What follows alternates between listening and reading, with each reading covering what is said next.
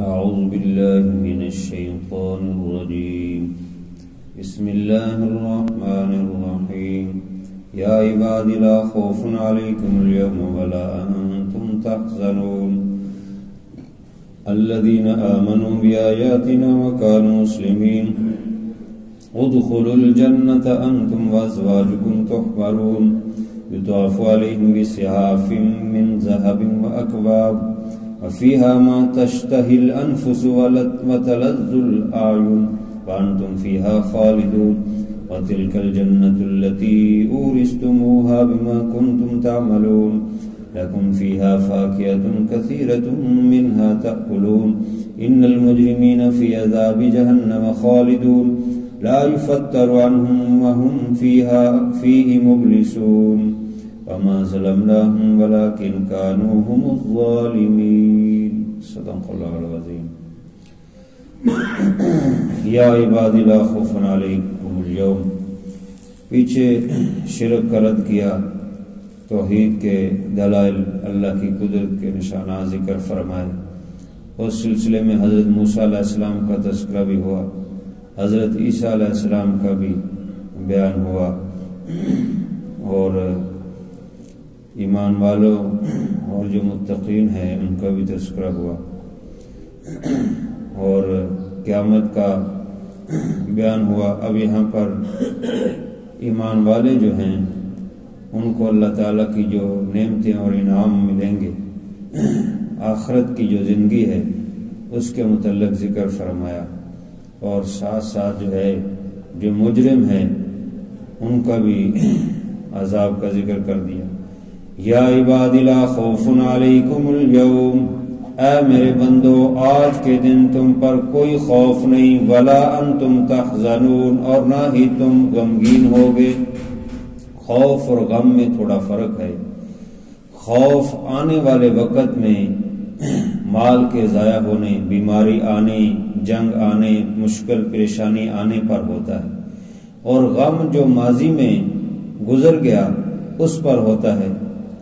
کوئی نقصان ہو گیا، کوئی فوت ہو گیا، کوئی اور مشکلات میں جو گزرا ہے اس پر غم ہوتا ہے، افسوس ہوتا ہے.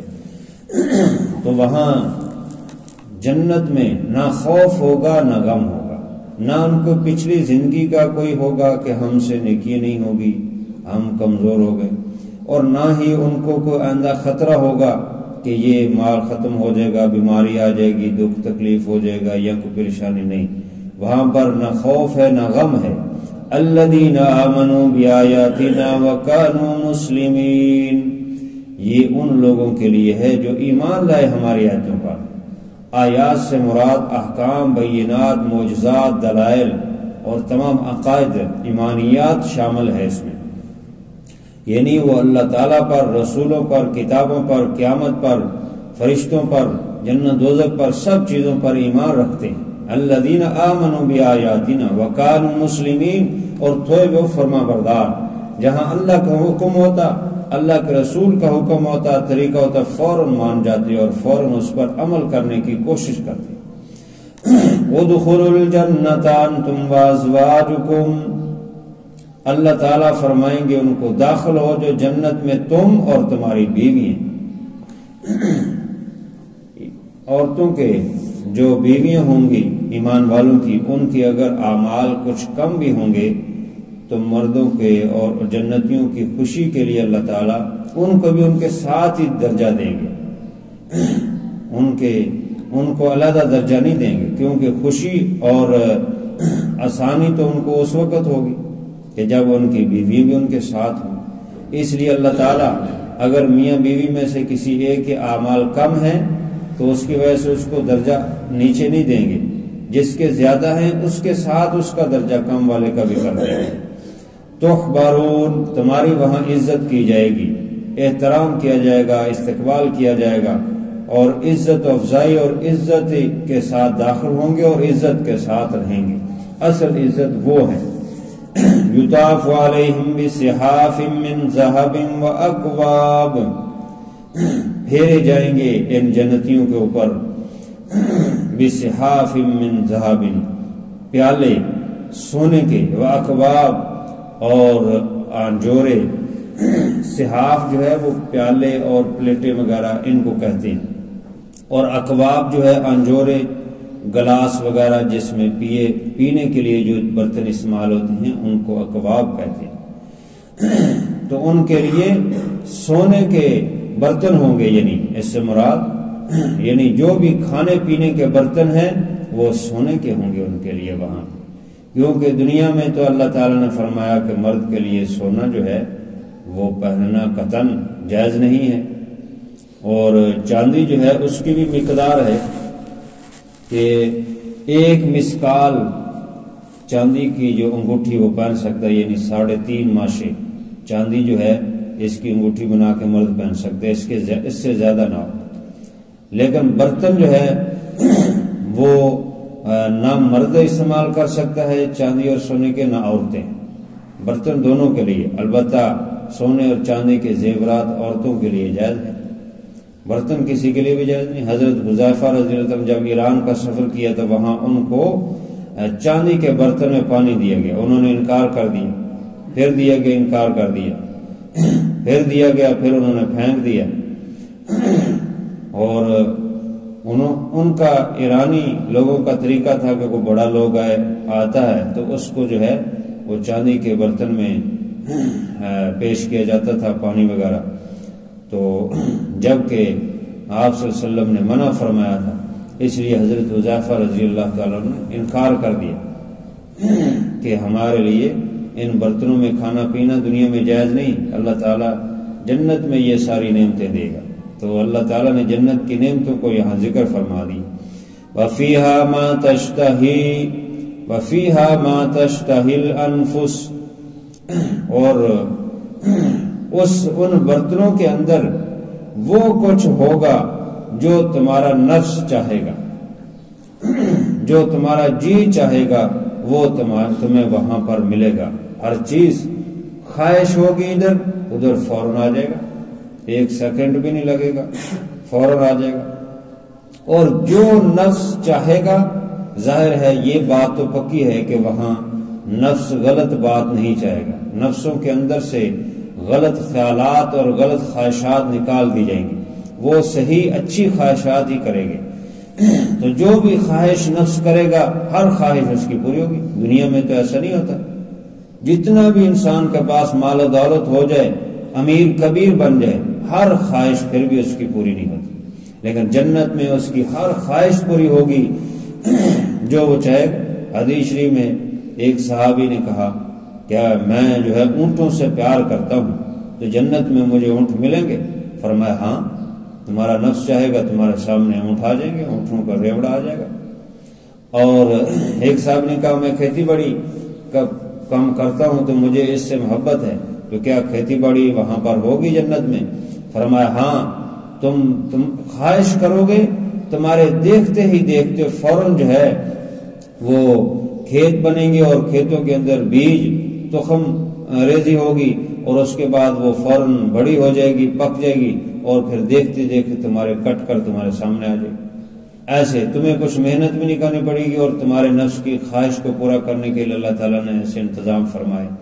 اور جتنے کھانے کی چیزیں ہوں گی، پھل ہوں گی، اس کے رنگ ایسے خوبصورت ہوں گے کہ انسان دیکھ کے خوش ہو جائے گا۔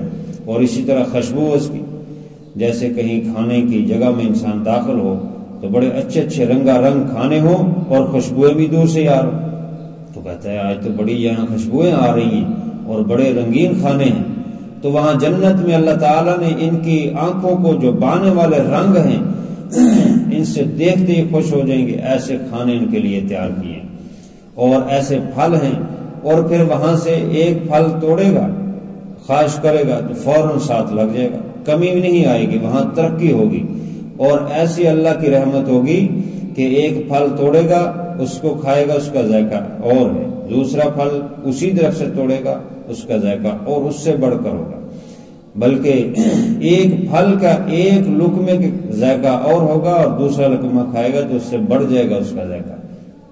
ایسے اللہ تعالیٰ نے انعامات اور نعمتیں ایمان والوں کے لیے، جو ماننے والے ہیں، اعمال کرنے والے، ان کے لیے رکھی ہیں۔ داخلہ جنت میں ایمان کے بغیر نہیں ہوگا، ایمان شرط ہے۔ ہاں البتہ جو اعمال صالح ہیں وہ بھی ضروری، اعمال صالح سے درجات ملیں گے، جنت کے درجات اس کے اونچے ہوں گے۔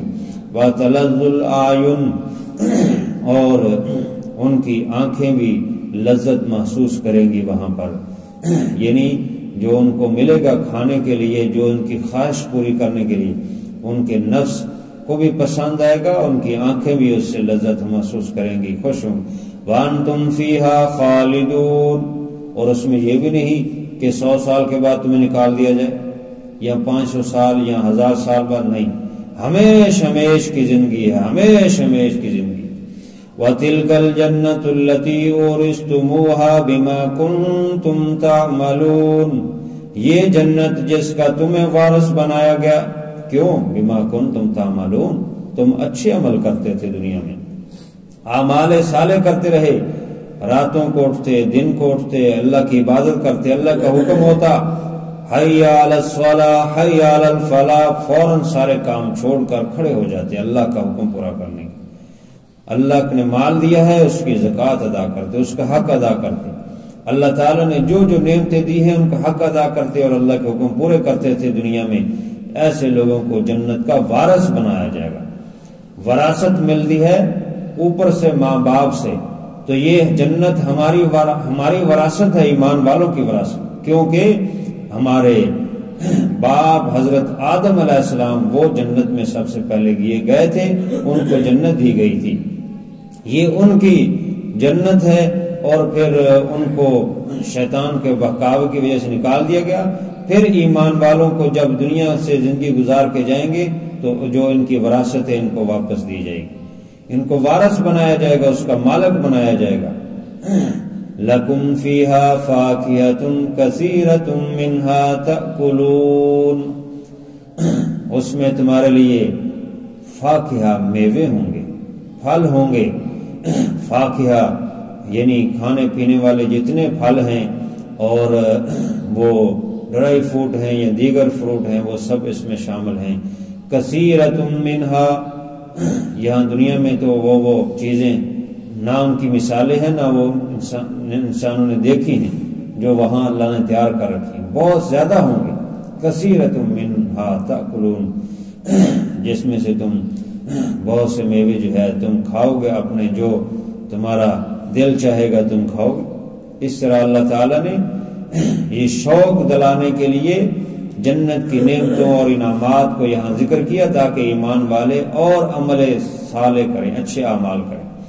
ان المجرمین فی عذاب جہنم خالدون، ان کے مقابلے میں تصویر کا دوسرا رخ، مجرمین، کافر، مشرک، ظالم، وہ جہنم کے عذاب میں ہوں گے، اس میں ہمیش ہمیش رہیں گے۔